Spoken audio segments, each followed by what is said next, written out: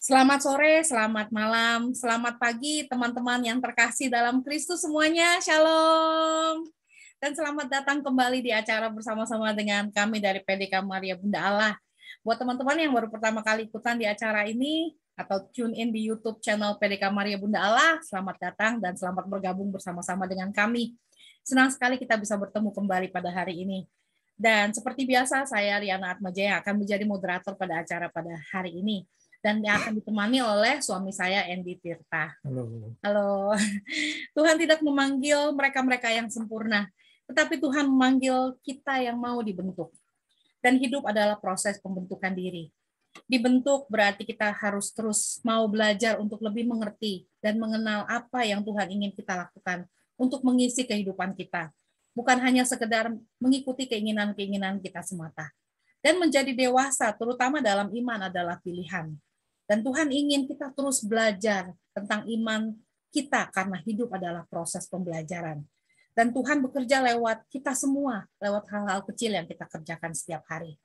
Menabur kebaikan dan semoga kita akan menuai berkat. Dan pada hari yang penuh berkat ini, kita punya kesempatan untuk belajar kembali bersama-sama dengan Romo Adrian Adirejo OP. Halo Romo Adrian, selamat datang kembali di acara bersama-sama dengan kami di sini. Halo, Senang halo. sekali, senang sekali bisa berjumpa kembali dengan Romo, bisa belajar bersama-sama dengan Romo. Setelah lebih dari setahun kita nggak ketemuan ya Romo ya, Iya, sama-sama iya. sibuk nih. Dan pada hari ini kita akan berbicara tentang hidup adalah anugerah. Dan Romo nanti akan mengupas tentang apa sih hidup adalah anugerah itu, apa maksudnya. Dan sebelum kita mulai acara kita pada hari ini, kita akan mulai dengan doa pembukaan. Saya akan membuka dengan doa pembukaan dan pada akhir acara kita akan minta Romo untuk doa penutup dan berkat ya Romo ya. Boleh. Dan mari kita tundukkan kepala, kita satukan hati kita, kita mohon kehadiran Roh Kudus di tengah-tengah kita. Dalam nama Bapa dan Putra dan Roh Kudus. Amin. Allah Bapa yang makasih, kami bersyukur dan berterima kasih kepadamu Bapa untuk kesempatan pada hari ini. Kami boleh datang bersama kembali Bapa untuk belajar bersama tentang iman kekatolikan kami Bapa. Terutama mensyukuri rahmat kehidupan yang masih boleh Engkau terus berikan kepada kami. Terima kasih Bapa untuk penyertaan-Mu. Terima kasih Bapa untuk kesempatan yang boleh kami terima daripadamu Bapa, waktu demi waktu, hari demi hari, yang masih boleh kami jalani dalam kehidupan ini. Terima kasih. Dan terima kasih Bapa, kalau hari ini kami boleh berkumpul kembali. Berkati acara kami Bapa, pertemuan kami pada hari ini Bapa, kami ingin membicarakan tentang hidup adalah anugerah bersama-sama dengan Romo Adrian Adirejo OP. Kami mohon berkat-Mu Bapa, curahkan Roh Kudus-Mu atas kami, curahkan Roh Kudus-Mu atas Romo Adrian. Biarlah Bapa, apa yang boleh Romo sharingkan kepada kami Bapa, boleh semata-mata berasal daripadamu. Urapi pikiran, hati, lidah, dan kesemua daripada kehadiran Romo Adrian di tengah-tengah kami. Biarlah Engkau bekerja lewat Romo Adrian, boleh membuka mata hati dan pikiran kami, boleh menyadarkan kami Bapa, kalau hidup ini adalah anugerah yang Engkau sudah berikan dan mau Engkau bagikan juga untuk sesama kami. Bukan hanya kami keep untuk kami diri kami sendiri. Dan Bapak beracaralah dari awal hingga akhir Bapak. Dan biarlah Bapak pada saat ini kami mau membuka hati kami agar boleh menjadi lahan yang subur dan gembur. Agar benih firman-Mu, benih sharing yang boleh Engkau taburkan di dalam hati kami boleh tumbuh berkembang. Boleh kami hidupi dalam kehidupan harian kami. Dan semua doa kami, seluruh internet kami, saluran internet kami, Bapa, Wi-Fi kami persembahkan kepadamu, Bapa, dengan perantaraan Yesus Kristus, Putramu, Tuhan dan pengantara kami. Amin. Hati kudus Yesus yang maha kudus, doakanlah kami. Dalam nama Bapa dan Putra dan Roh Kudus. Amin. Silakan Romo Adrian. Ya. Selamat malam, selamat pagi semuanya.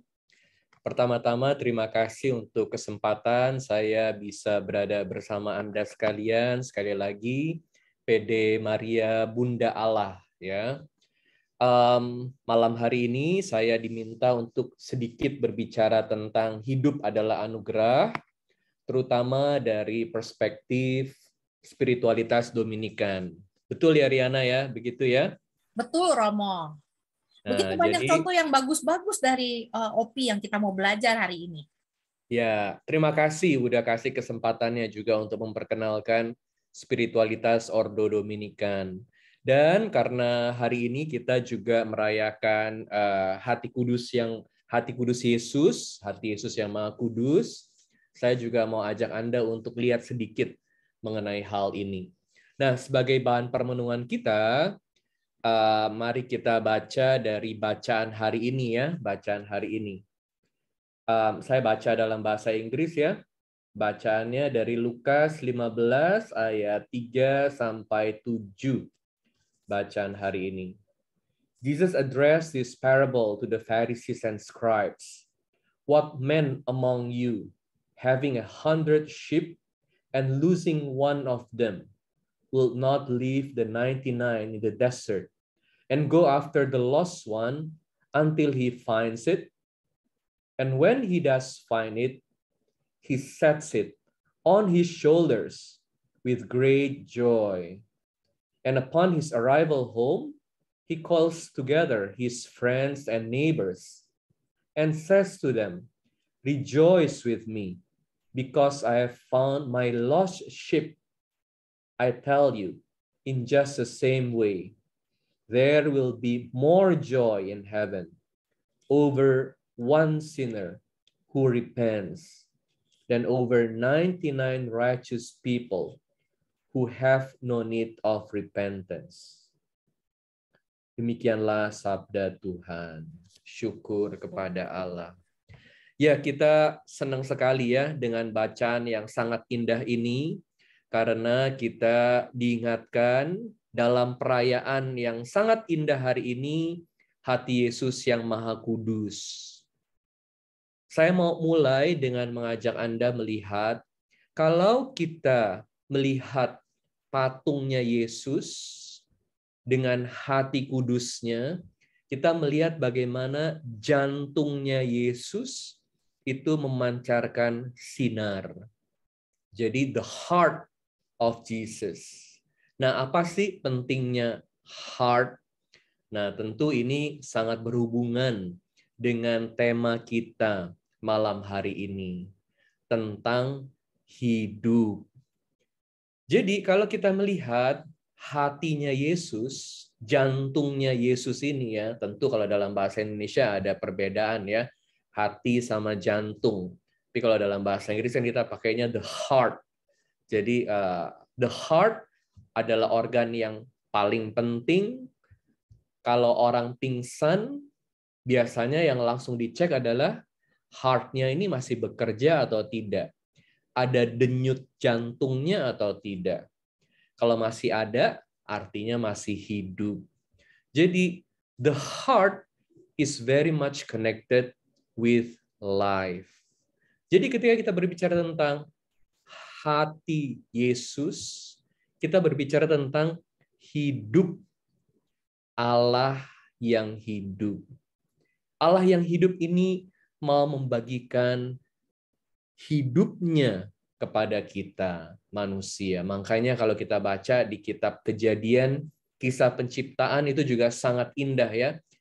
Menghembuskan nafasnya, inspirare. Of course, itu juga adalah bagian tanda dari hidup. Masih ada nafasnya nggak? Masih ada denyut jantung, masih ada nafas. Ini tentu adalah biological life. Biological life. Tapi sebagai manusia kita bukan hanya berbicara tentang hidup fisik saja. Tentu hidup fisik ini sangat penting. Denyut jantung dan nafas. Tapi bagaimana dengan hidup spiritualitas kita? Tuhan mau membagikan hidup yang berkelimpahan. Nah, ini buat kalau saya di Surabaya, di Keuskupan Surabaya, moto uskupnya kan, aku datang untuk memberi hidup dan hidup yang berkelimpahan. Dari Yohanes 10 ayat 10. Aku datang untuk memberi hidup dan hidup yang berkelimpahan. Jadi janji Yesus buat kita semua adalah bahwa kita bisa mendapatkan hidup dari Yesus dan hidup yang berkelimpahan.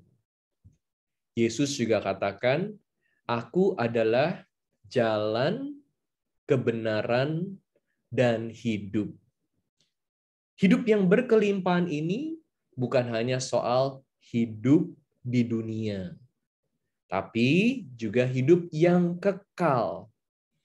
Nah, ini yang mau dibagikan oleh Yesus buat kita. That's why life is so precious. Apalagi tadi kalau Riana sharing mengenai pro-life, not pro-choice, ya. Pro-life, not pro-choice.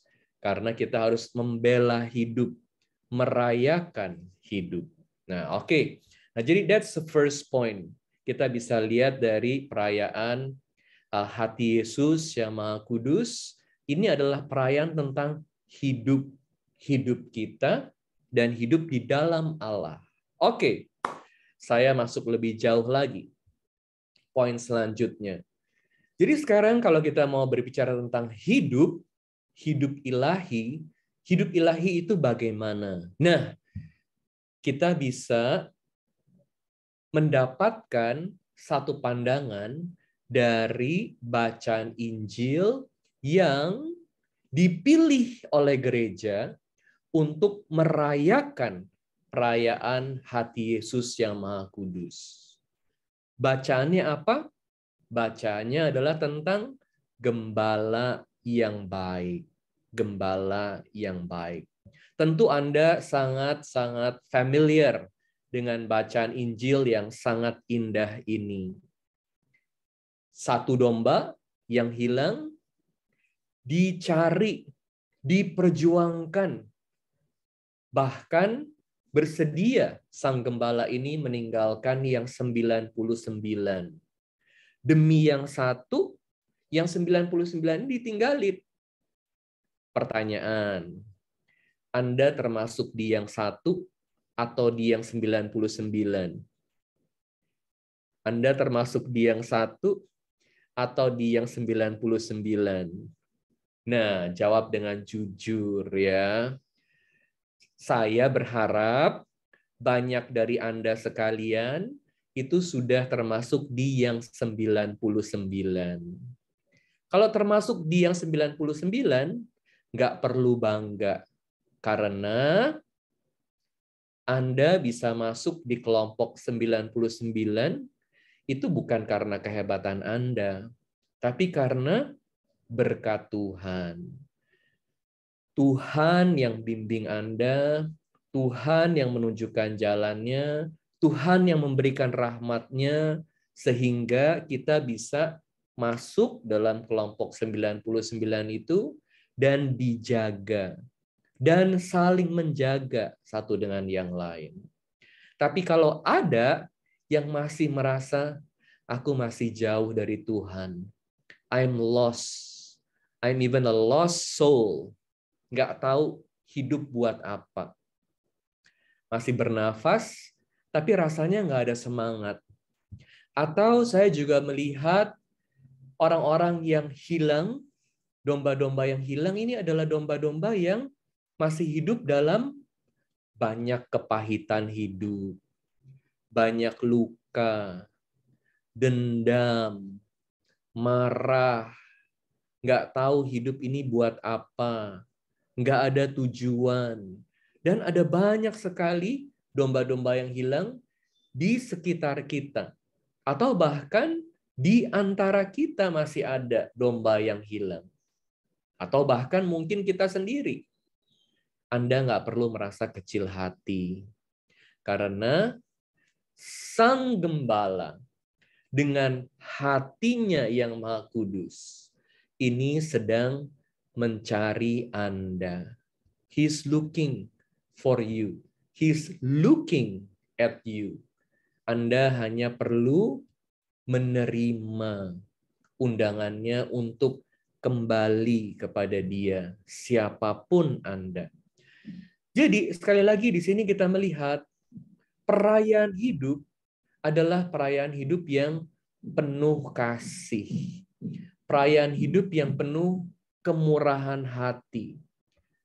misericordia. Ya. Perayaan hidup yang penuh dengan pengampunan. Perayaan hidup yang indah. Jadi, kalau kita dicintai, kalau kita dikasihi, kalau kita tahu bahwa gembala kita itu menerima kita apa adanya, whoever you are, he's accepting you, he's calling you, ya. Hidup kita tuh jadi nggak capek. Orang seringkali pikir kita ini dicintai hanya kalau kita baik, hanya kalau kita hebat. Sehingga ada banyak orang yang dalam hidupnya pakai topeng. Atau ada banyak orang yang take themselves too seriously. Nggak boleh dipecandain. Nggak boleh orang itu anggap kita kecil, harus jadi hebat. Ya, sehingga kalau dikritik dikit aja, kalau diomongin dikit aja, already wounded. Begitu. Lalu get so angry. Aduh, susah banget. Bukan hanya keluarnya aja susah. Di dalam hatinya pun susah. Karena orang-orang seperti ini selalu merasa aku ini cuma bisa diterima kalau aku ini hebat. So I have to prove myself. Capek gak sih orang seperti ini? Buat apa hidup? Ini bukan hidup yang sesungguhnya. Ini bukan hidup yang berkelimpahan. Karena Anda hidup hanya untuk senengin orang lain supaya dilihat hebat. You never have life in its fullness. Nggak pernah jadi bisa punya hidup yang berkelimpahan. Ini hidup yang palsu. Nah, Yesus panggil kita untuk masuk dalam kawanan dombanya yang dia jaga siapapun diri kita apa adanya. Makanya saya senang sekali kalau di misa itu ya, kalau di misa Anda lihat kan, waktu kita mulai misa, salah satu hal pertama yang kita lakukan itu apa? Kita mengakui dosa kita. Kita memeriksa batin kita. Apa artinya? Kita mau hadir di hadapan Allah apa adanya diri kita. Siapapun Anda, hadir di depan Allah, bukan dengan topeng.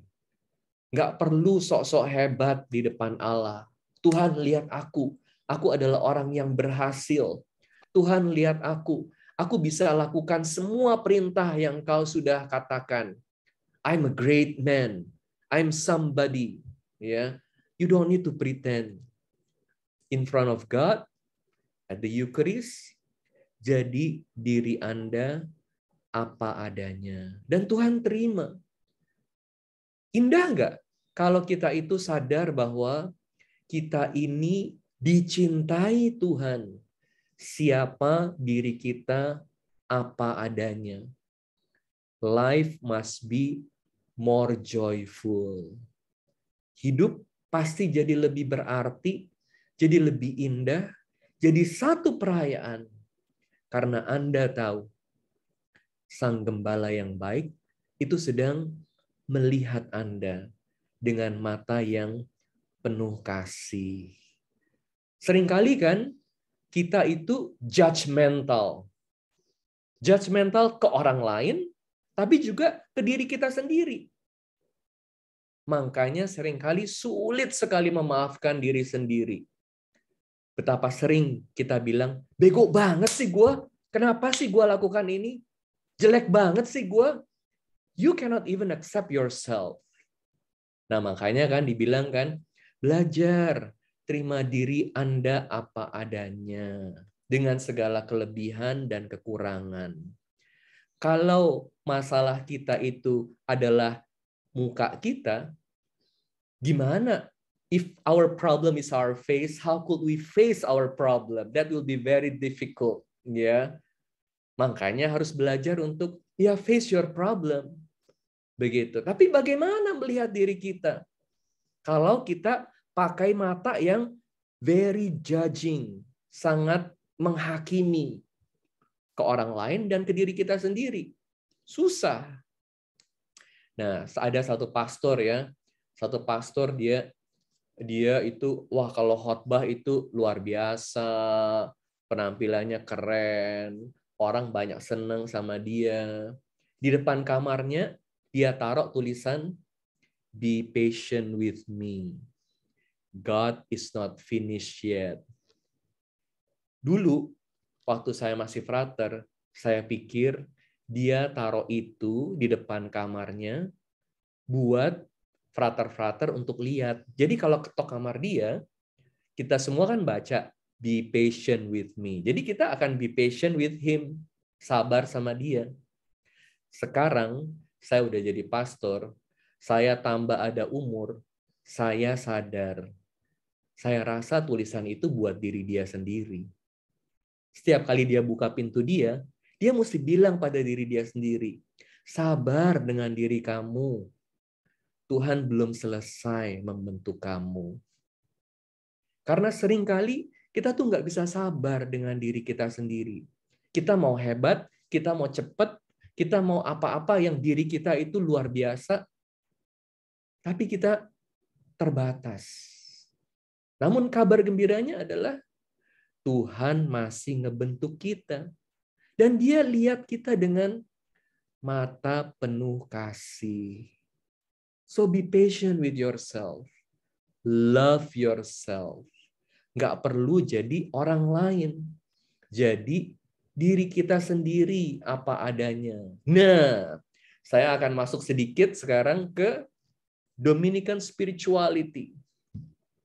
Salah satu Santo Santa yang besar dari Ordo Dominikan yang terkenal adalah Santa Catarina Siena. Santa Catarina Siena.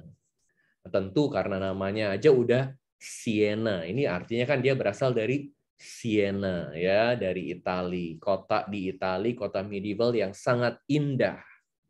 Very well preserved sampai sekarang. Jadi si Santa Catarina Siena ini dia pernah bilang, by the way, Santa Catarina Siena itu adalah seorang awam. Nah, perhatiin baik-baik ya, dia adalah awam. Seperti banyak dari Anda sekalian, awam. Dia bukan suster, ya, dia bukan nun, tapi dia adalah awam yang mendedikasikan hidupnya buat Tuhan. Jadi Catarina Siena ini, dari dia masih muda, dia itu nggak pernah belajar baca tulis secara formal. Jadi edukasinya sangat terbatas. Namun, dia sangat membangun hidup spiritualitasnya dekat sama Tuhan. Jadi dia rajin sekali berdoa dan berkomunikasi dengan Tuhan. Berdoa kan artinya kan mengarahkan pikiran dan hati kepada Tuhan. Jadi salah satu karyanya yang sangat terkenal judulnya Dialog. Jadi dia diktein itu, ada orang yang nulis. Nah, dalam dialog itu salah satu hal yang dia katakan yang buat saya sangat indah adalah jadilah apa yang Tuhan itu rencanakan buat kamu. Dan kamu akan membakar dunia. And you will set the world on fire. You will set the world on fire. Just be whoever God wants you to be. And you'll set the world on fire. Dia bilang begitu ya. Catarina Siena. Nah, jadi Catarina Siena lihat kita perlu belajar mengenal diri kita, siapa kita, dengan segala kelebihan dan keterbatasan kita, dan selalu tanya, Tuhan, Engkau mau aku ini buat apa dalam hidupku? Ya. Dan mengenal diri kita bukan untuk mengumbar kehebatan kita, atau bukan jadi merasa kecil, minder karena keterbatasan kita dibanding orang lain. Bukan itu. Tapi untuk melihat karya Tuhan dalam hidup kita. Karya Tuhan dalam hidup kita. Jadi di situ kita melihat bagaimana ternyata Tuhan itu begitu baik sama kita. Dan dengan demikian kita juga bisa ikut ambil bagian dalam karya Tuhan. Itu Santa Katarina Siena. Makanya Anda tahu Katarina Siena itu begitu berani. Bayangin, dia seorang wanita yang tidak terlalu berpendidikan. Dia bukan suster, dia bukan dari keluarga aristokrat, dari keluarga sederhana dia, tapi dia bisa bicara sama Paus. Wah, bicara sama Paus. Mengingatkan Paus. Jadi waktu itu Paus di Eropa, itu mereka tinggal di Avignon, ya, di Avignon. Karena keadaan politik Italia, Roma itu kacau. Jadi Paus pindahin tempat pemerintahan mereka dari Roma ke Avignon for political reasons. Nah, itu terjadi bertahun-tahun dan puluhan tahun. Ini soal politik gereja ya. Nah, Katarina Siena melihat ini nggak benar. Kalau Paus itu kedudukannya di Avila, bukan di Roma. Jadi dia berani tulis surat sama Paus. Kamu harus kembali ke Roma dengan segala konsekuensinya. Ambil resiko untuk menjadi pemimpin dari Roma, ya, yang memang seharusnya.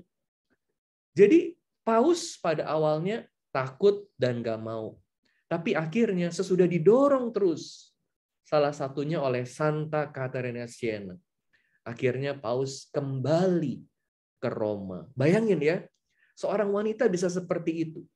You don't have to be so great, sangat pinter, sangat cantik. Yang Anda perlu lakukan adalah bangun hubungan dekat sama Tuhan. Supaya rencana Tuhan yang terjadi dalam hidup Anda. Dan Anda itu menjadi apa yang Tuhan mau Anda jadi. Halo, Riana? Halo? Halo? Halo? Freezing ya? Halo? Enggak, Romo. Kedengeran. Kedengeran, Romo.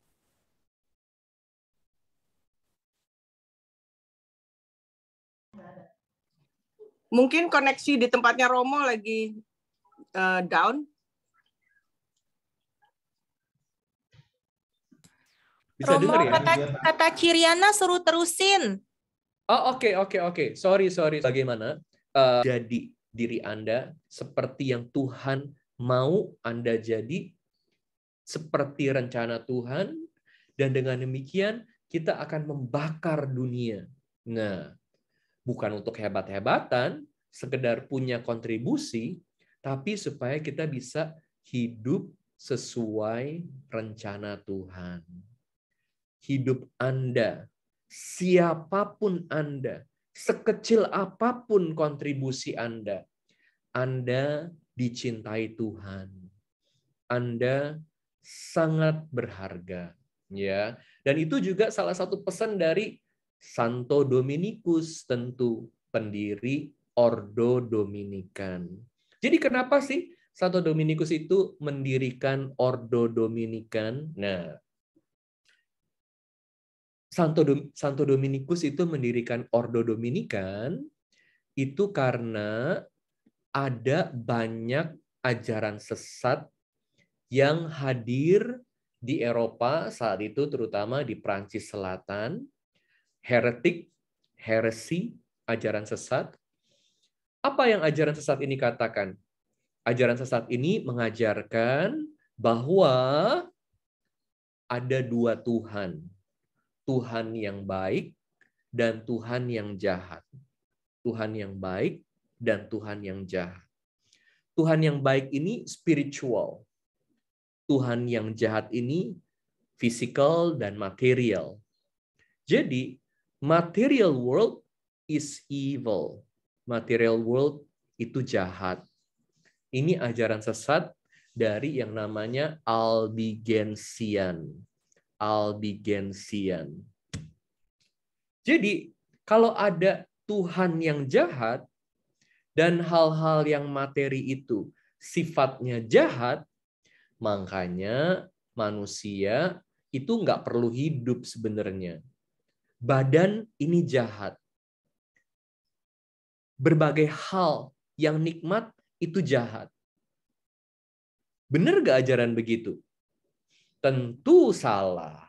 Ya, tentu salah. Karena apa? Karena badan ini kan ciptaan Tuhan. Badan bahkan juga ditebus dengan kehadiran Kristus. Nanti kalau kita udah meninggal ada kebangkitan badan. Ya, bukan hanya rohnya aja loh. Tapi juga badannya, jiwa dan raga. Berbagai hal yang ada di alam. Ini sifatnya physical, material things. Semuanya ini diberikan Tuhan kepada manusia untuk digunakan, dipakai untuk hidup manusia. Makanya berbagai hal yang Tuhan udah kasih, ini adalah buat kita untuk merayakan hidup kita. Nah, jadi di sini Santo Dominikus melihat ajarannya salah. Ajaran ini perlu dibenerin. Mereka yang mengikuti ajaran yang salah ini karena mereka melihat, ya, hidup di dunia ini nggak penting. Physical world itu nggak penting. Jadi mereka bahkan bersedia sampai bunuh diri. Lihat ya, mereka juga bersedia membunuh orang. Ya nggak apa-apa membunuh orang. Kan yang penting jiwanya. Nah, ajarannya salah kan? Santo Dominikus ambil resiko dengan segala bahayanya untuk mempertobatkan orang-orang yang pikirannya salah ini. Nah, makanya Santo Dominikus menggarisbawahi yang namanya pengajaran. The truth. Kebenaran itu jadi sangat penting. Kita sebagai manusia punya akal budi, ya. Nah, akal budi ini mesti dipakai. Tuhan kasih kepada kita akal budi supaya semakin mengerti hidup. Supaya mengerti hidup ini mesti jalaninnya bagaimana. Yesus sendiri katakan, aku adalah jalan, kebenaran, dan hidup. Makanya hidup dan kebenaran ini nggak bisa dipisahin. Hidup dan kebenaran tidak bisa dipisahkan. Kalau kita tidak mengikuti kebenarannya, atau kalau kita tidak mengetahui kebenarannya, bagaimana kita bisa hidup? Nah, lihat orang-orang yang berpikir bahwa materi itu jahat, mereka nggak bisa hidup. Mereka nggak bisa merayakan hidup. Makanya buat Santo Dominikus, hidup studi itu sangat penting. Ya. Nah, kalau Anda lihat, kalau nanti lihat Romo-Romo Dominikan di Amerika, di US, itu banyak sekali yang masuk dalam hidup studi. Banyak sekali yang pengajar, yang dosen, yang mengajar umat, ya. Anda bisa lihat di Berkeley, ya, ada sekolah teologi dan filsafat Dominikan di Berkeley. Lalu di Washington juga ada, di depannya Basilica Immaculate Conception itu seminarnya besar sekali. Tujuannya apa? Menekankan pentingnya pengajaran supaya kita semua umat Katolik itu bisa hidup berdasarkan landasan kebenaran supaya semua tindakannya benar dan bisa merayakan hidup. Nah, makanya Santo Dominikus, walaupun dengan berbagai ancaman, dia bisa hidup dengan penuh sukacita. Santo Dominikus. Teman-temannya, sesama anggota Ordo Dominikan yang ikutin Santo Dominikus itu panggil dia apa? The Joyful Friar. The Joyful Friar. Saudara yang bersukacita. Dia adalah salah satu patron dari joyful life. You want to have joyful life? You want to have happy life? Salah satu landasannya adalah hidup dengan kebenaran. Karena kalau kita mengetahui kebenaran iman, kita mengetahui kebenaran rencana Allah dalam hidup kita mengetahui arti hidup kita, pasti hidup kita juga akan jadi lebih indah. Pasti kita juga bisa lebih kuat menghadapi segala tantangan hidup. Pasti kita juga bisa melihat, iya, hidupku ini berarti. Karena kita ngerti hidup ini buat gimana jalaninnya. Ya. Kebenaran adalah dasar dari segala tindakan kita. Ya. Nah, tentu salah satu santo besarnya itu juga Thomas Aquinas. Thomas Aquinas itu kan pelindung Catholic schools, pelindung para pemikir, thinkers, yang tugasnya itu meneliti dan mengajar, ya, Thomas Aquinas. Dia juga anggota Ordo Dominican. Nah, mungkin yang terakhir, salah satu contoh santo yang juga buat saya itu paling indah, ya, itu namanya Bartolo Longo. Bartolo Longo. Lagi-lagi dia adalah awam. Ya, dia ini Beato Bartolo Longo. Ceritanya itu amazing, cerita hidupnya. Karena apa amazing? Karena Bartolo Longo adalah seorang pendosa besar. Pendosa besar yang bertobat. Pendosa besar yang bertobat. Kenapa dia ini pendosa besar? Karena Bartolo Longo adalah imam dari kultus satanik. Imagine that. Satanic cult, and he's a priest of that satanic cult. Jadi bisa bayangin, dia ini buat perjanjian dengan setan. Buat perjanjian dengan setan. Orang yang buat perjanjian dengan setan bisa diselamatkan nggak? Bisa bebas nggak dari ikatan setan? Bayangin. Jadi dia sudah memberikan dirinya pada setan. Kenapa dia memberikan dirinya pada setan? Karena dia mau power. Karena dia melihat bahwa dengan buat perjanjian sama setan, dia menjadi sangat-sangat berkuasa. Hebat. He got lost in life. He's a lost soul. A lost soul. Buat banyak orang, itu udah nggak ada harapan kalau kayak begitu. A hopeless case. Nah, tapi Bartolo Longo itu ya, dia itu lahir tahun 1841, meninggal 1926. Nah, tapi Bartolo Longo itu kemudian sempat ketemu sama seorang Romo Dominikan, dia tanya, gimana nih? Kok saya merasa hidup saya semakin hari semakin kacau? Ya, saya ini punya kuasa, ya, saya ini hebat di mata orang, banyak orang, tapi saya merasa hidup saya nggak ada damai. Saya diikat oleh setan. Saya mau bebas dari ikatan ini. Gimana caranya? Nah, Romo Dominikan itu kemudian bilang, pertama, kamu ngaku dosa. Dosa kita bisa diampuni nggak oleh Tuhan?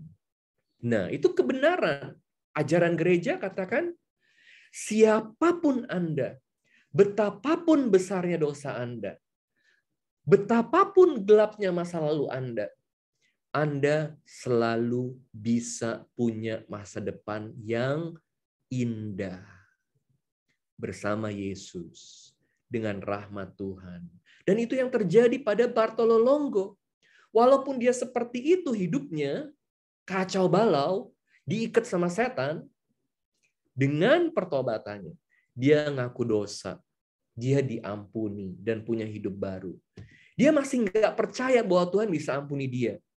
Lalu pastornya bilang, ya udah, kamu coba itu bersihin gereja. Saat dia bersihin gereja, dia ketemu satu statu Bunda Maria lagi kasih rosario. Makanya dia bagusin statunya, dia rapihin gerejanya. Sekarang Anda tahu, gereja ini jadi tempat ziarah salah satu yang paling ramai di dunia. Basilica of Pompeii. Basilica of Pompeii. Nah, jadi kalau Anda mau ke kunjungin ruin ya, di Pompeii itu kan waktu itu ada letusan gunung kan, itu ada basilika di Pompeii yang sangat besar, yang sangat bagus. Originnya dari mana?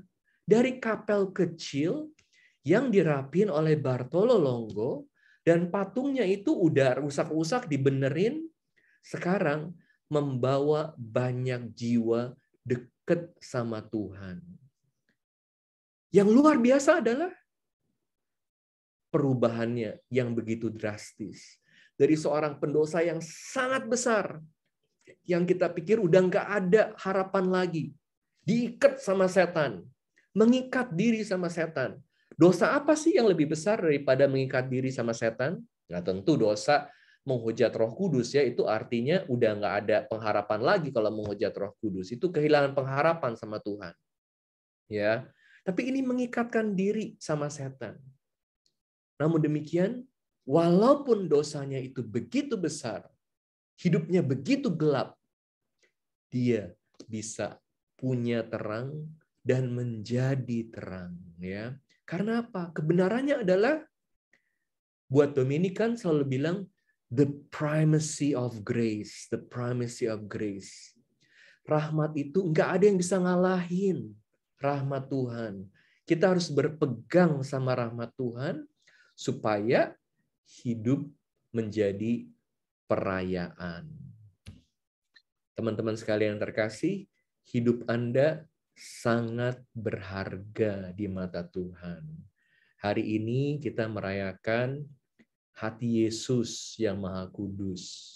Yesus mau berikan hatinya kepada Anda, kasihnya kepada Anda, supaya Anda bisa punya hidup, dan bukan sembarang hidup, tapi hidup yang berkelimpahan, dan hidup yang kekal dalam kasih Tuhan. Selamat Hari Raya Hati Yesus yang Maha Kudus. Amin. Oke, kalau ada pertanyaan silahkan. Terima kasih Romo. Buat yang di Indonesia, selamat merayakan Hati Maria yang tidak bernoda hari ini. Nah, iya di Indonesia ya. Iya. Oke. Terima kasih Romo. Sharing yang begitu luar biasa dan indah banget gitu, indah banget. Ya, kita kadang-kadang tuh selalu banyak judging diri kita sendiri. Kita kurang bersyukur kepada Tuhan atas rahmat yang Tuhan berikan kepada kita. Kita selalu melihat kalau rumput tetangga lebih hijau daripada rumput kita. Padahal mereka pakai rumput palsu. Gitu ya. Jadi kita selalu merasa kalau wajah kita lebih jelek daripada orang lain, padahal mereka operasi plastik gitu ya. Jadi kita tuh selalu ngelihat tuh kita tuh jelek banget, padahal tuh Tuhan menciptakan kita sesuai dengan rupa dan gambar Dia sendiri. Sayang Bapak. Baik, dan terima kasih Romo. Baik, bagi teman-teman yang ada pertanyaan tentang topik hari ini, silahkan. Tadi ada satu peserta namanya Teresa yang bertanya, halo Romo, apa yang dapat kita ingat dari hati kudus Yesus? Ya, buat saya pesan yang paling penting adalah seperti tadi, kita kan dalam perayaan ini kita juga diajak untuk mengingat bahwa Yesus yang Maha Baik itu selalu mencari kita, domba yang hilang. Jadi hati Yesus adalah hati yang dipenuhi dengan kasih, hati yang dipenuhi dengan pengampunan, hati yang dipenuhi dengan pengharapan, hati yang percaya bahwa you can have a beautiful life. Anda bisa punya hidup yang indah. Anda percaya nggak bahwa Anda bisa punya hidup yang indah? Anda percaya nggak bahwa Anda dikasihi? Anda percaya nggak bahwa ada yang mengasihi Anda, siapapun Anda? Dan orang itu adalah Yesus yang mau memberikan hatinya buat kita semua. Kalau saya kan, kalau kita ya, jatuh cinta sama seseorang, kita mau berbagi hidup, kan kita kasih hati kita kan sama orang itu. We are giving our heart to that person. So Jesus is giving his heart to you, to each one of you. That's the message for me. Baik Romo, terima kasih. Ada pertanyaan lagi atau ada sharing dari teman-teman yang ada di sini? Silahkan. Romo, saya mau tanya. Ya. Tadi itu Romo cerita sangat-sangat menguatkan kita sebagai kaum awam ya. Karena ternyata Santo dan Santa yang Romo share itu adalah kaum awam. Ya. Dan kalau kita itu bisa menjadi kawan sekerja Tuhan. Ya. Pertanyaan saya, waktu tadi Romo cerita tentang awal-awal Santo Dominikus berperang untuk memberi penjelasan kepada pengajaran yang salah, bahwa tubuh kita ini juga penting. Ya.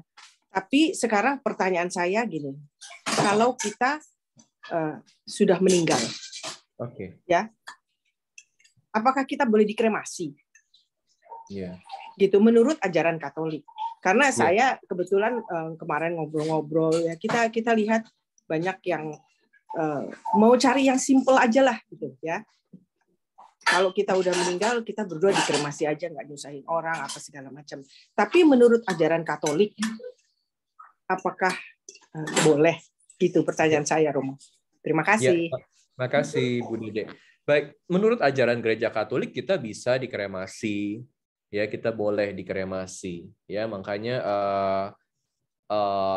Romo juga nemenin kan. Romo juga nemenin kalau ada orang yang mau dikremasi, keluarganya kita nemenin sampai ke krematorium begitu. Dan di gereja, di banyak gereja itu juga ada kolumbarium di mana orang bisa taruh abunya sesudah dikremasi begitu. So it's very possible. It's part of the tradition, dari bagian dari tradisi gereja Katolik juga ya, bahwa kremasi itu bisa. Jadi nanti pertanyaannya gimana dibangkitkan? Ya, namanya juga Tuhan. Tuhan kan yang akan melakukannya dengan kuasanya, ya kita nggak perlu pikirin itu bagiannya Tuhan begitu ya. Begitu. Toh juga kalau dikubur kan akan hancur juga.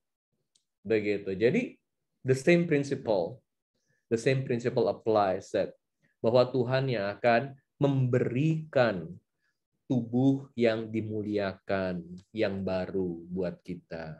Begitu prinsipnya ya. Romo, saya ada satu pertanyaan Romo. Tadi Romo ngomong soal Beato Bartolo Longo yang terikat dengan janji dengan setan. Dan bukankah kalau mengikat janji dengan setan begitu, apalagi menjadi pendetanya setan atau pasturnya setan, gereja setan itu, berarti dia menghujat Roh Kudus juga, Romo? Oke, jadi dosa menghujat Roh Kudus itu artinya dosa kehilangan pengharapan pada Tuhan. Dosa kehilangan pengharapan pada Tuhan. Itu dosa yang tidak bisa diampuni. Dosa yang tidak bisa diampuni itu artinya bukannya karena Tuhan tidak mau mengampuni atau Tuhan tidak bisa mengampuni. Karena pada prinsipnya kuasa Tuhan itu lebih besar dari segala sesuatu. Ya, kuasa Tuhan itu lebih besar daripada segala sesuatu. Dan kuasa Tuhan lebih besar dari kuasa setan. Ya, setan itu ada. Ya, setan itu pinter. Ya, setan itu berkuasa. Tapi kuasa Tuhan lebih besar. Karena apa? Karena Tuhan adalah pencipta. Setan adalah ciptaan. Bukan Tuhan yang menciptakan setan, tapi malaikat yang baik jatuh dalam dosa dan menjadi setan. Nah, begitu ya. Nah, oleh karena itu Tuhan bisa membebaskan kita dari belenggu setan.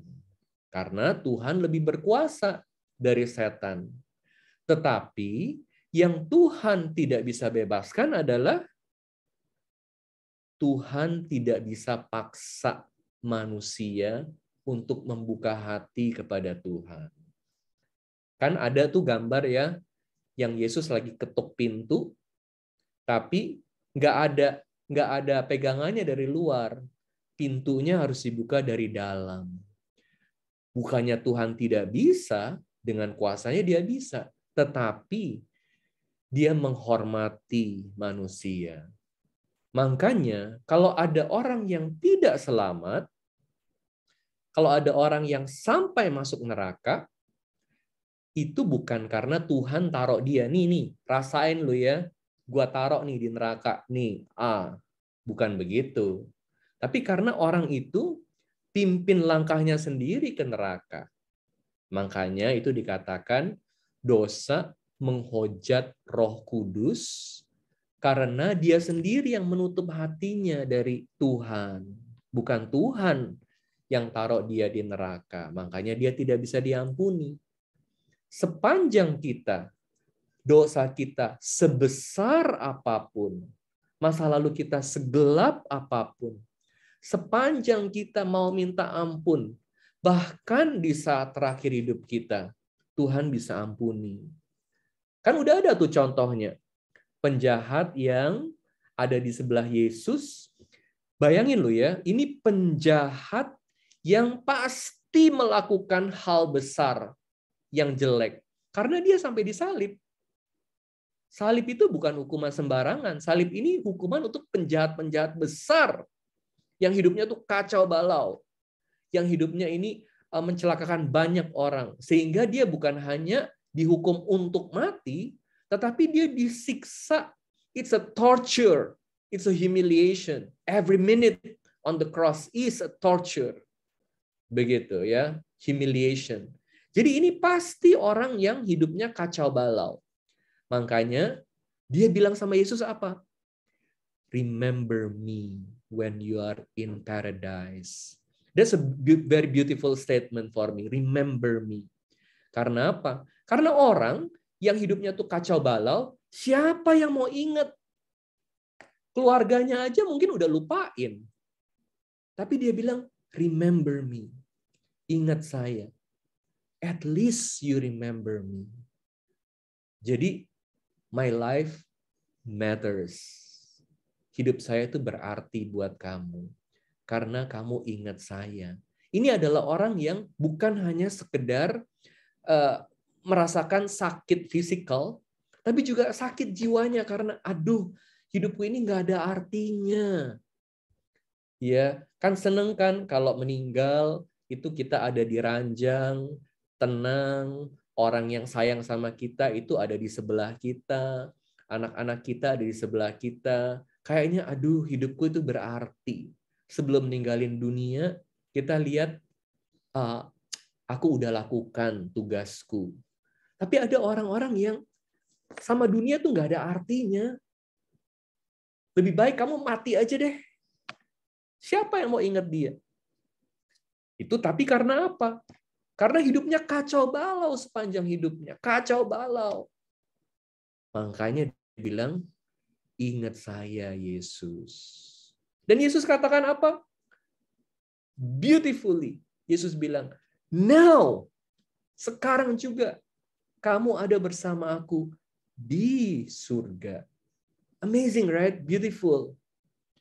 Walaupun dengan segala kesalahannya, dia diampuni. Nah, dia menerima rahmat pengampunan dari Tuhan.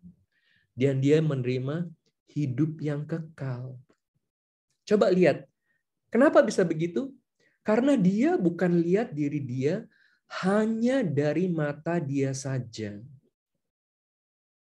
Dia lihat diri dia dari matanya Yesus. Yesus, look at me. Remember me when you are in paradise. Ya, ini saya rasa adalah pesan yang kita perlu selalu ingat buat kita yang banyak terluka, buat kita yang banyak marah, buat kita yang banyak kecewa, buat kita yang banyak dendam. buat kita yang banyak buat salah, your life matters. You are important. And Jesus can save you. Ya. Nah, begitu. Baik, Romo. Oke. Karena saya berani bertanya begini karena gini, Romo. Kadang-kadang tuh ya orang tuh suka melihat kayak contoh misalnya orang yang mati bunuh diri. Iya. Orang yang mati bunuh diri, entah itu dia gantung diri, entah itu whatever dah. Ya, tapi mereka tuh apakah mereka juga selamat gitu loh ya. Dan kayak tadi Romo bilang kan, kita kan nggak tahu ya stage mereka seperti apa waktu pas mereka terakhir, waktu pas mereka meninggal, ataukah mereka memilih untuk benar-benar meninggalkan Tuhan, ataukah saat itu mereka bertobat dan mereka minta tolong sama Tuhan, Tuhan tolong saya. Even though pada saat-saat terakhir pun Tuhan pasti tolong. Iya. Jadi harapan juga buat keluarga-keluarga yang ditinggalkan oleh sanak keluarga mereka yang bunuh diri atau yang karena satu dan lain hal jadi berbuat seperti itu, kalau rahmat Tuhan cukup dan ya semoga pada saat-saat akhir kehidupan mereka memilih untuk minta ampun dan kembali ke hati Tuhan. Jadi bukannya memilih untuk meninggalkan Tuhan sama sekali. Betul. Ya, jadi kita nggak bisa tahu ya. Pada akhirnya itu kita serahin kepada Tuhan. Kan kita nggak pernah tahu persis saat orang mutusin bunuh diri, dari dia memutuskan untuk bunuh diri, sampai dia benar-benar menghembuskan nafas yang terakhir, itu mungkin ada jeda 1 detik, 2 detik, 3 detik, 5 detik, kita nggak tahu.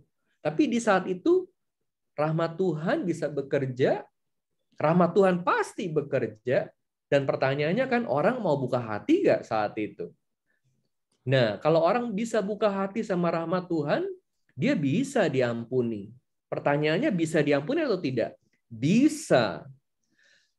Masalahnya adalah, dia bisa nggak minta ampun sama Tuhan? That's a big question. Ya, that's a big question. Makanya Yohanes Paulus kedua itu bilang, jangan tunggu sampai akhir minta maaf sama Tuhan. Karena apa? Karena bisa-bisa Anda itu terlalu rentan untuk minta bantuan sama Tuhan. Minta bantuan aja nggak bisa. Ada contohnya nggak dalam kitab suci? Ada. Penjahat yang satunya di sebelah Yesus kan? Dia nggak bisa minta bantuan sama Yesus. Udah begitu dekat sama Yesus. Physically. Itu aja nggak bisa. Kenapa? Karena dia hanya fokus pada dirinya sendiri. It's all about me. Others itu cuman buat diketawain aja. Ya karena sepanjang hidupnya begitu, sampai akhirnya dia nggak ada kekuatan. Bahkan untuk minta tolong sama Yesus. Jadi jangan tunggu sampai saat terakhir. Nah, tapi kita boleh terus berpengharapan bahwa selalu ada kesempatan untuk bertobat. Nggak pernah terlambat untuk yang namanya bertobat. Ya. Saya mau nanya. Oh, iya. Silahkan. Kalau nggak salah dengar, dalam proses kanonisasi, bagi orang yang udah meninggal itu kuburannya mesti dibongkar kayak gitu ya, atau apa gitu ya? Kalau nggak salah, kalau salah, Exhum. ya exhum, ya. Apakah mungkin saya salah? Kalau saya salah, tolong dibenarkan. Cuman pertanyaan saya, berarti orang yang di kremasi, ya, yang meninggal karena dikremasi, gimana bisa kalau seandainya, Romo? Kalau seandainya memang ketahuan kalau memang orang tersebut berarti adalah nggak ada orang kesempatan suci. untuk bisa beatifikasi atau kanonisasi ya? Bisa. Ada tentu kesempatannya. Karena apa? Karena badannya itu waktu dikubur, ya, terus kalau dia itu nggak rusak, itu adalah salah satu tanda dari Tuhan bahwa ini adalah mujizat.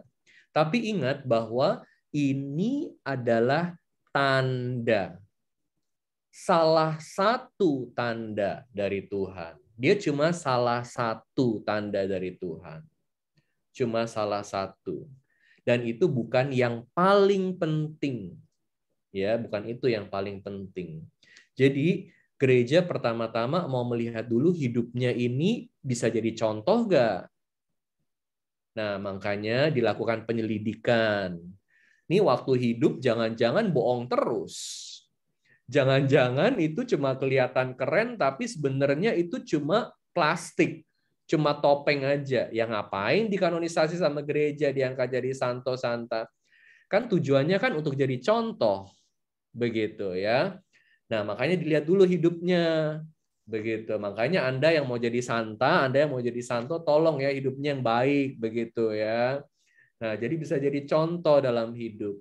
Lalu kemudian sesudah jadi contoh, itu benar-benar historical research ya. Historical research, makanya panjang prosesnya untuk jadi santo santa. Baru kemudian gereja umumkan bahwa ini sudah menjadi venerable. Venerable Riana, Venerable Andy, ya, begitu ya. Hopefully we will have our Indonesian saints, begitu ya. Nah, jadi itu dulu diumumin. Lalu kemudian uskupnya akan bilang, nah ini kita udah ada nih calonnya.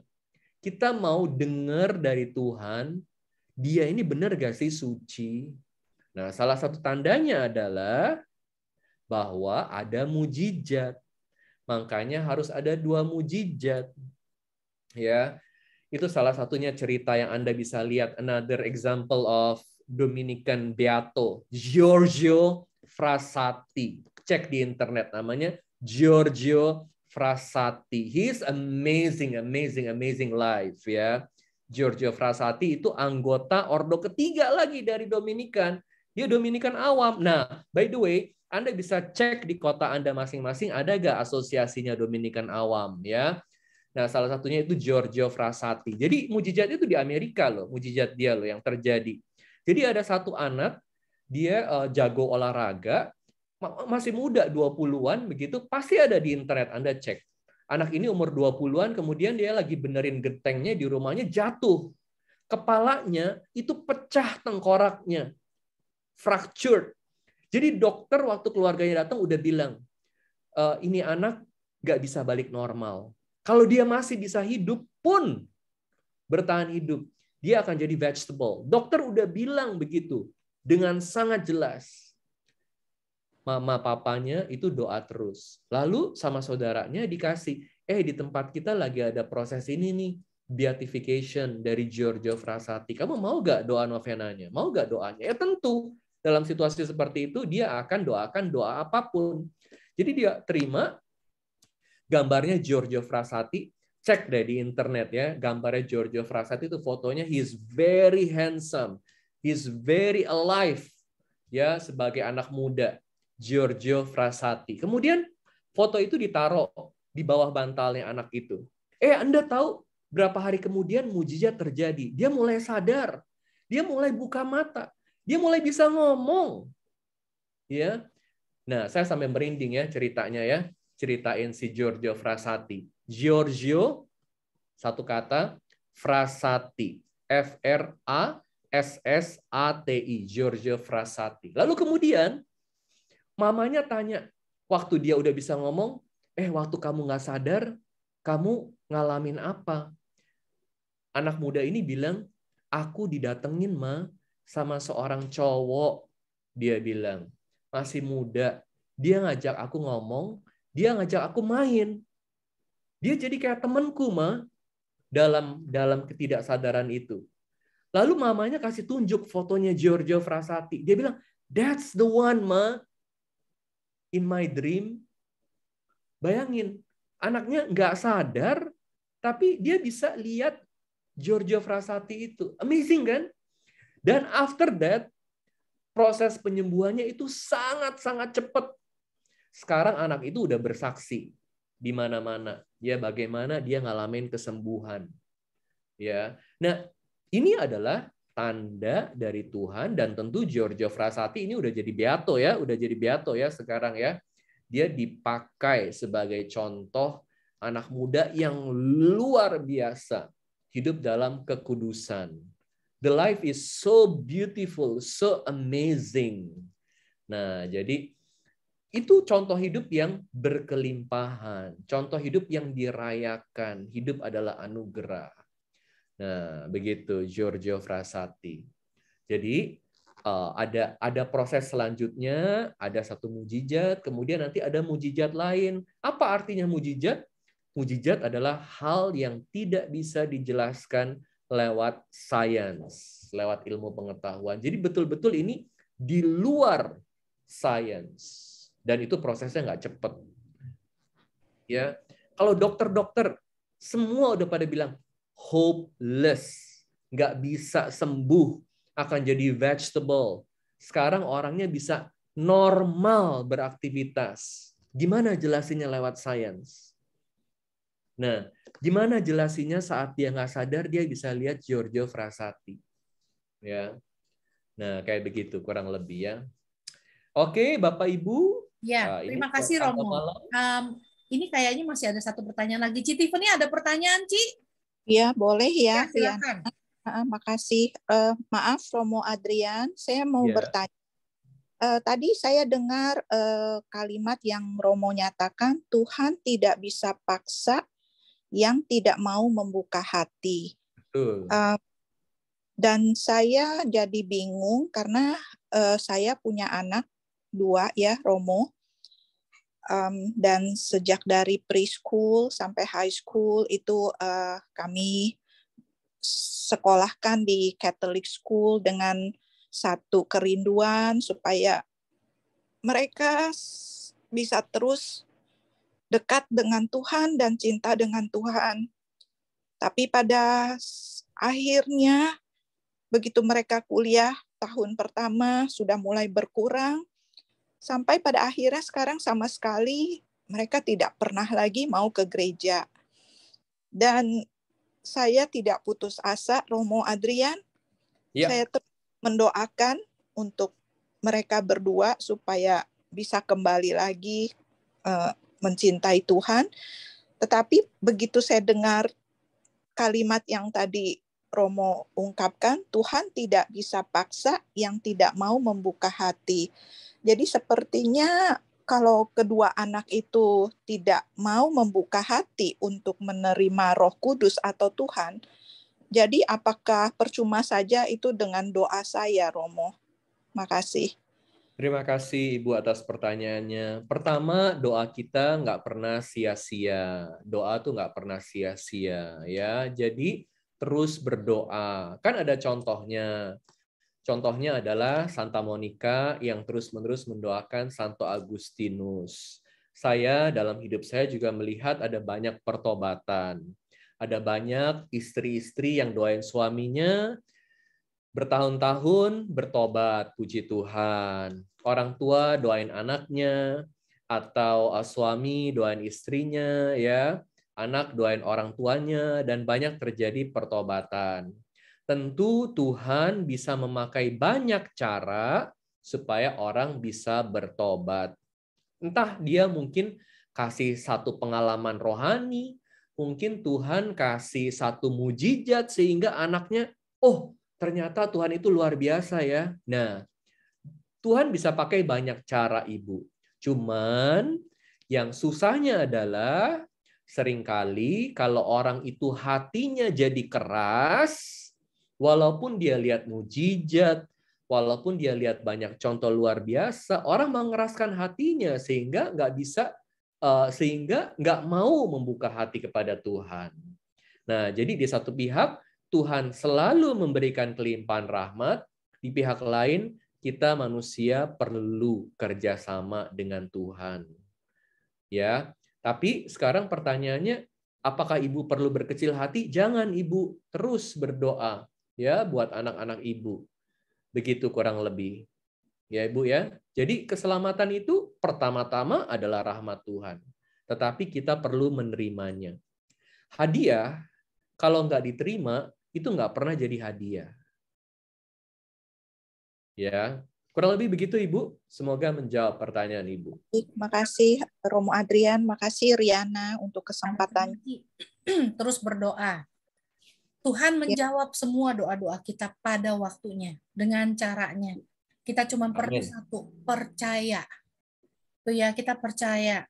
Karena kenapa? Hasil dari doa kadang-kadang kita nggak melihat. Tapi percayalah kalau Tuhan selalu menjawab doa-doa kita. Dan semua Tuhan izinkan itu terjadi supaya kenapa? Supaya membentuk mereka menjadi orang-orang yang lebih baik. Contoh, saya mendoakan suami saya lebih dari 7 tahun untuk dia kenal Tuhan. Oke, saya saat ini masih terus berdoa untuk pertobatan di keluarga saya. Nggak sempurna. Pertobatan diri sendiri nggak sempurna. Tapi kita terus berusaha untuk menjadi lebih baik, menjadi lebih baik, menjadi lebih baik. Dan Tuhan kasih kita kesempatan seumur hidup kita. Kita punya kesempatan beberapa saat yang lalu untuk kunjungin satu orang muda. Nggak terlalu muda sih, udah sekitar 47 tahun. Kebetulan kita kenal udah lama, kerja jadi waiter di salah satu restoran langganan kita. Dan orangnya gagah perkasa selalu ceria, selalu rame gitu loh, selalu membawa satu kegembiraan buat orang-orang yang datang di situ.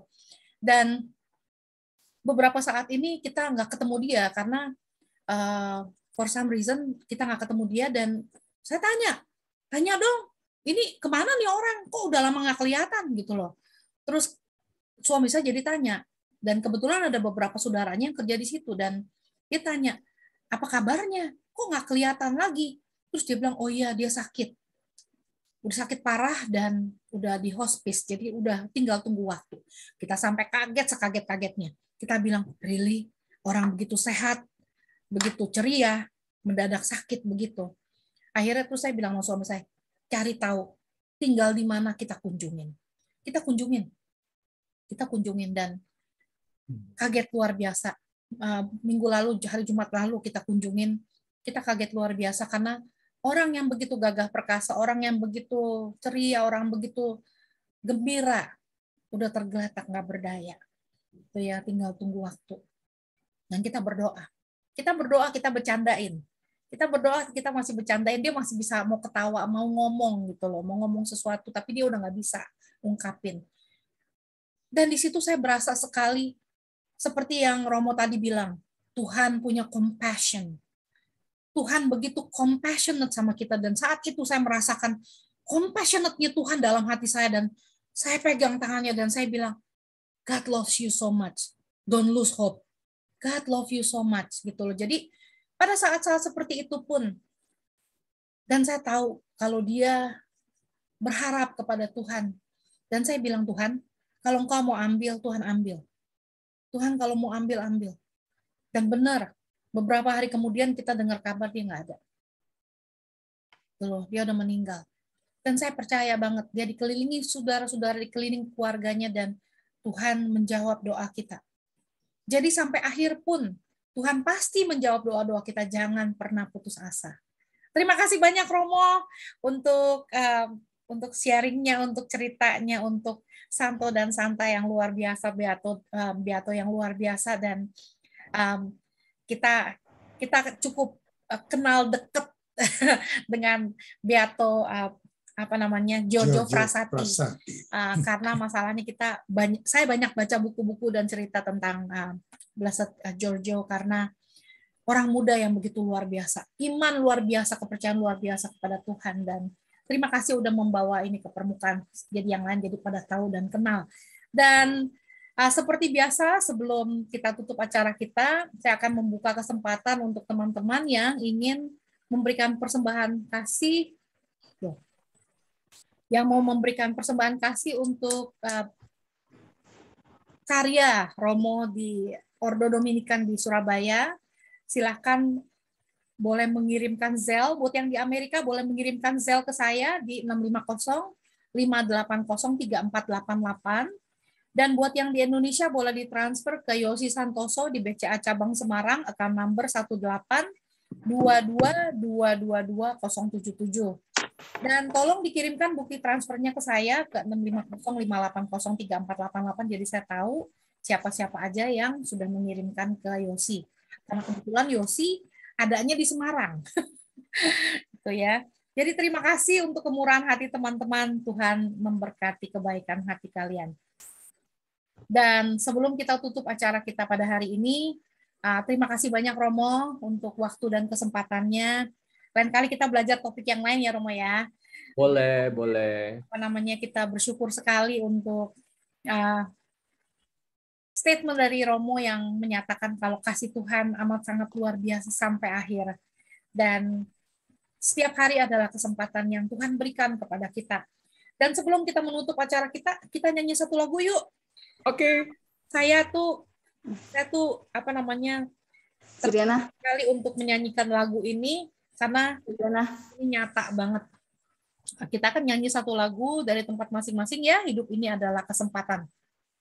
Sebentar. Maafkan aku. Ciriana. Ya. Sebentar saya mau say hi sama Romo. Oh iya, silakan say hi. Halo Romo. Halo. Mau say hi, nggak tahu Romo masih ingat saya apa enggak.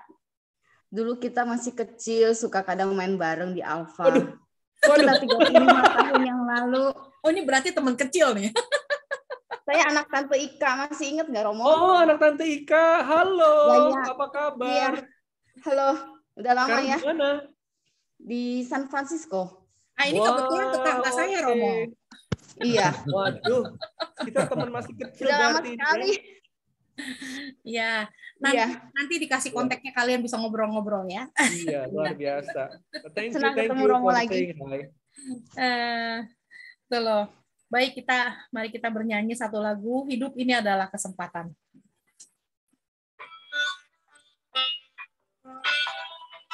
Mesti udah pada hafal semua lagunya.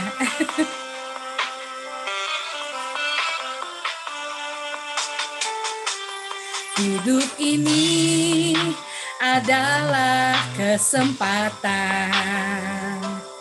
Hidup ini untuk melayani Tuhan. Jangan sia-siakan apa yang Tuhan beri.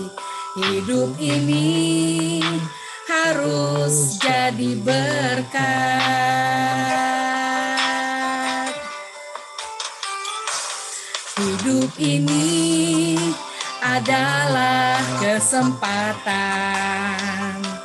Hidup ini untuk melayani Tuhan. Jangan sia-siakan waktu yang Tuhan beri. Hidup ini harus jadi berkat. Oh Tuhan, pakailah hidupku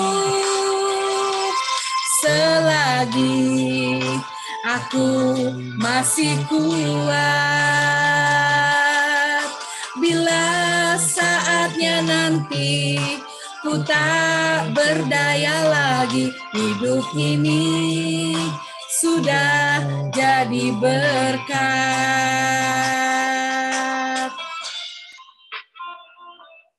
Hidup adalah kesempatan, teman, untuk kita berbuat baik, untuk kita berbuat sesuatu, mengisi kehidupan kita.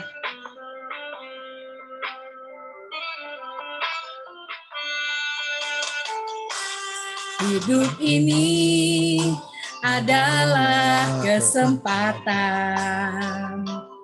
Hidup ini untuk melayani Tuhan.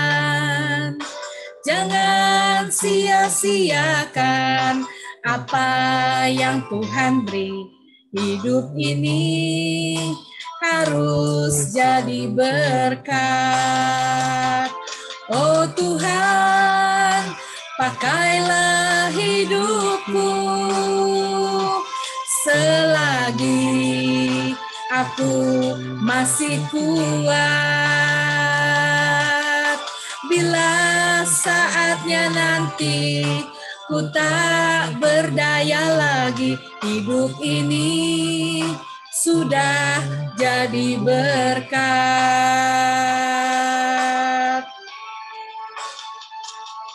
Oh Tuhan, pakailah hidupku selagi aku masih kuat. Bila saatnya nanti ku tak berdaya lagi, hidup ini sudah jadi berkat. Bila saatnya nanti ku tak berdaya lagi, hidup ini sudah jadi berkat.